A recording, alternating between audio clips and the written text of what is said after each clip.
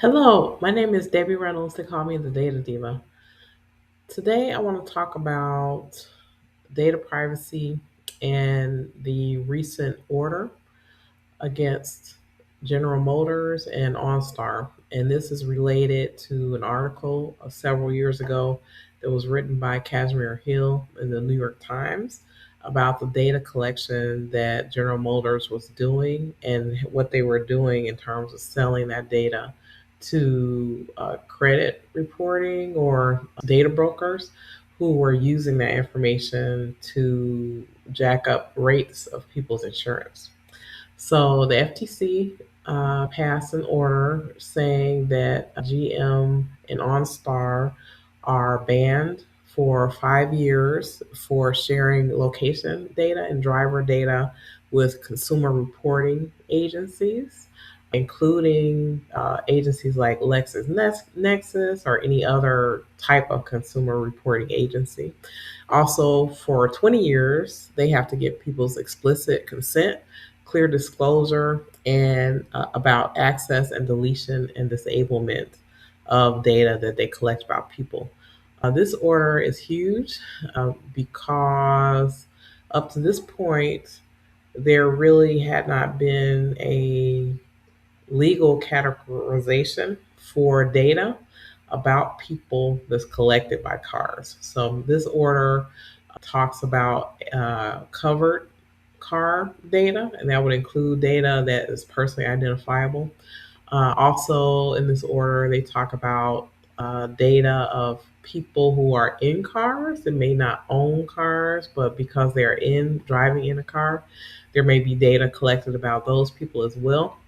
Also, they're trying to distinguish between data that's used for operations of a car or safety of a car and data that's personally identifiable that a person should know is being collected about them. And then also, they should be able to have the ability to opt out.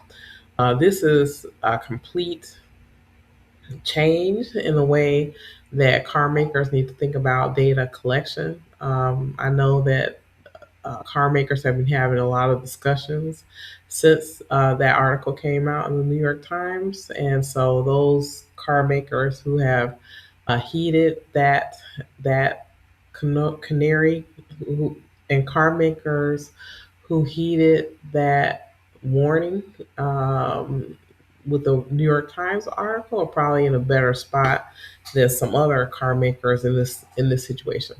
So what this means for consumers is that now, whenever a car, a connected vehicle, collects data about you, you're supposed to be able to know what data is collected about you. You should be able to opt out of data that's collected about you.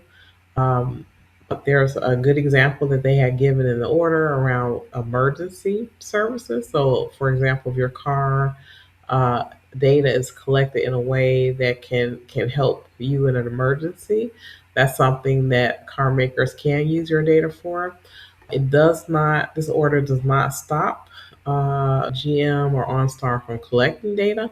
It does put restrictions on what they can do with that data downstream. So, meaning there are going to be restrictions on how that data is shared, who is transferred to, trying to give consumers more visibility. And that's something that consumers have always wanted and not had in the same way. So I think what we're going to start to see is a lot more communication with consumers about their data, a lot more requests possibly to opt in to certain things, probably workflows to give people an option to opt out of certain things, and likely more granularity around how those things occur. So this is a big deal, not just for cars, and I believe the order called cars a platform. So if you think about a car as its own distinguished platform, I think it helps to make sense to some of the things they're doing.